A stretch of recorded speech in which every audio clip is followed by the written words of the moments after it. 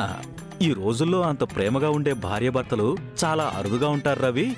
వాళ్ళ గురించి నువ్వు నాకు చెప్తుంటే పురాణ కాలంలో పార్వతీ పరమేశ్వర్లాగా, సీతారాముల్లాగా కలియుగంలో ఈ జంట ఉందనిపిస్తుందని మీ భార్యాభర్తల ప్రేమ గురించి పొగుడుతూ మిమ్మల్ని ఆకాశానికి ఎత్తేశారు.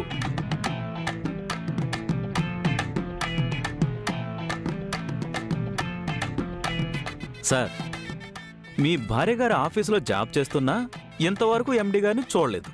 మీరు పూర్తిగా కోలుకున్నాక మీ భార్యగారిని తీసుకుని మా ఎండి గారింటికి భోజనానికి రావాలి. ఆయన చాలా సంతోషిస్తారు.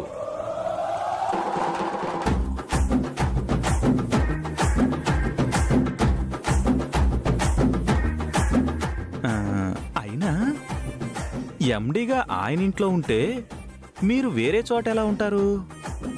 మీ భార్యతో కలిసి ఎలా వస్తారు?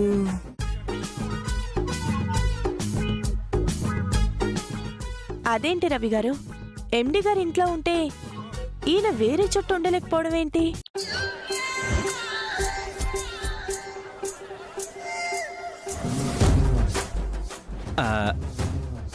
అంటే మేడం, నా ఉద్దేశం ఏంటంటే ఎండి గారు గ్రహ బలాలు, వాస్తు బలాలు చూస్తారు కదా.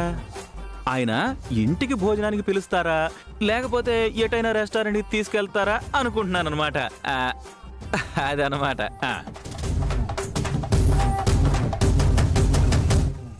రవి గారు, మీ ఎండి గారు స్టాఫ్ని చాలా జాగ్రత్తగా చూసుకుంటున్నారని చెప్తున్నారు.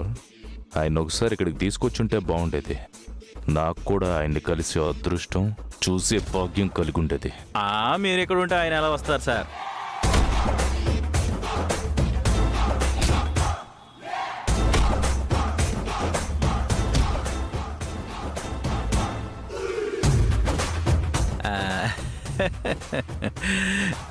అంటే ఆయన సాధారణంగా హాస్పిటల్కి రారండి. మీరు ఇంటికి వచ్చాక వచ్చి పలకరిస్తారు.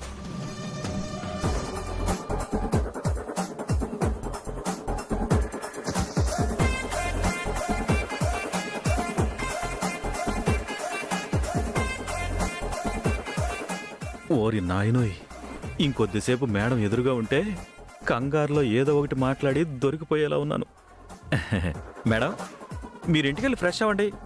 నేను ఇక్కడే ఉండి మీ భర్త గారిని జాగ్రత్తగా చూసుకుంటాను.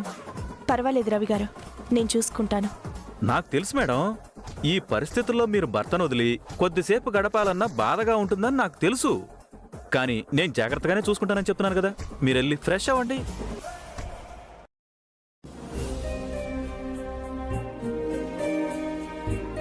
సరే రవి గారు. రవి గారు, ఈ టాబ్లెట్ అరగంట తర్వాత వేయండి. ఇది 1 అవర్ తర్వాత, 1.5 అవర్ తర్వాత ఇంజెక్షన్ చేయాలి. నర్సుకు కూడా గుర్తు చేయండి. టాబ్లెట్స్ వల్ల మత్తుంటుంది కాబట్టి ఆయన నిద్రపోతారు. కొంచెం సిల్లైన్ని గమనిస్తూ ఉండమని చెప్పండి. సరే రవి గారు, ఎండి గారికి థ్యాంక్స్ చెప్పానని చెప్పండి. విన్నారులేండి.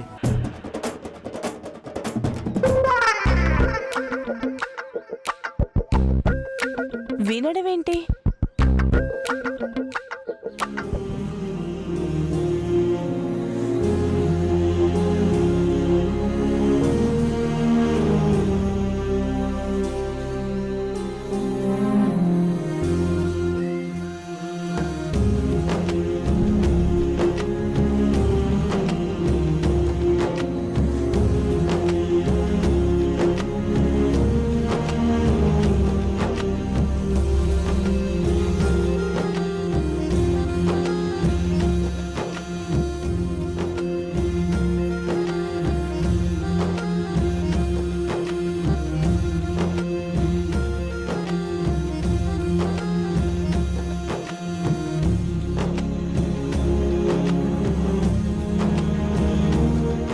మేడం, మీరేమీ అనుకోకపోతే మీ చేత్తో స్ట్రాంగ్ కాఫీ పెట్టిస్తారా? అలాగే రవి గారు.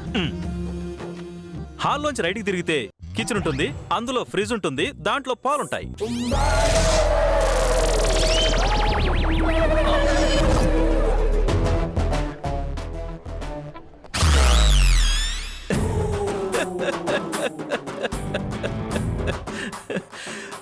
మీరు సార్ గురించి ఆలోచిస్తూ ఉన్నారు కదా. వాస్తు ప్రకారం కిచెన్ ఆగ్నేయ మూలన ఉంటుంది, పాలు ఫ్రిడ్జ్ లో ఉంటాయి. సార్ గురించి పరధ్యానంలో ఉంటారేమోనని అలా చెప్పాను అనమాట.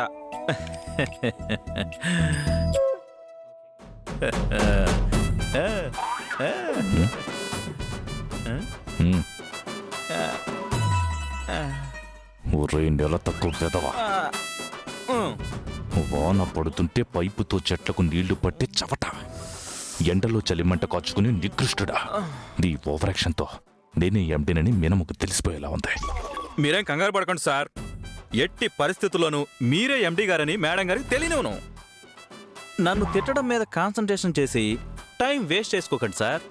మేడం గారు ఇంటికొచ్చారు, మీ ఎదురుగా ఉన్నారు, ఎంజాయ్ చేయండి సార్. మేడం గారు ఇక్కడే శాశ్వతంగా ఉండేలా ఆలోచించండి సార్. నా మీనమ్మ నాతో ఉందన్న ఆనందాన్ని మనస్ఫూర్తిగా ఎంజాయ్ చేయలేకపోతున్నాను రవి. కళ్ళ ముందు నిజం కనబడుతున్నా మనసులో ఏదో ఒక మూల అది కలేమో అన్న భ్రమ కలుగుతుంది. ఇది కల కాదు సార్, నిజం. మేడం మళ్ళీ ఇక్కడి నుంచి వెళ్ళిపోయి ఈ క్షణాలు భ్రమలో మిగిలిపోకుండా జాగ్రత్త పడండి సార్. కాఫీ తీసుకోండి. Thank you madam. ఆహా, ఓహో, అద్భుతం. అసలు కాఫీ అంటే ఇది. నా చేత్తో చేసుకున్న కాఫీ తాగి తాగి నా నాలుక రుచి చచ్చిపోయింది. మా సార్ కూడా నేను చేసిన కాఫీ తాగి తాగి రోజు నన్ను తిడుతూనే ఉంటారు.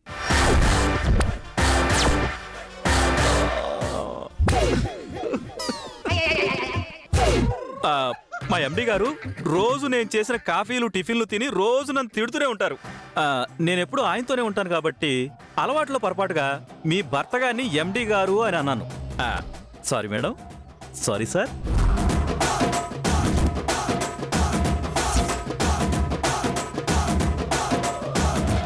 మీరు కాఫీ తీసుకోండి.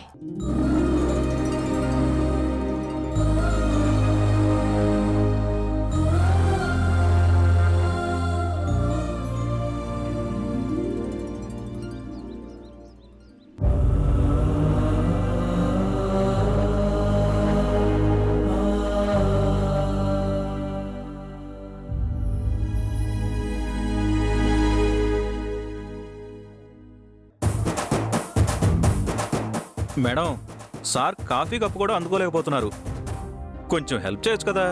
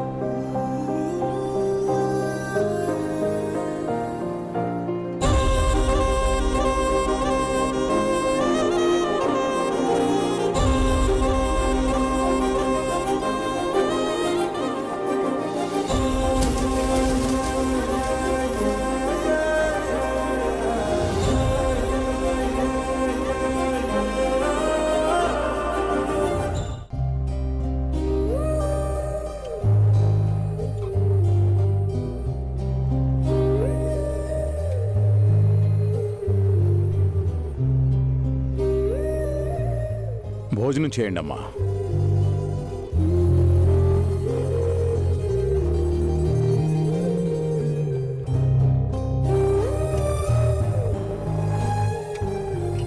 నేను భోజనం చేయను. అమ్మ తినిపించేంత వరకు నేను తిన్ను. పసివాడో ఏమిటో ఆపైవాడు తను చేసిన బొమ్మలతో తలపడతాడు.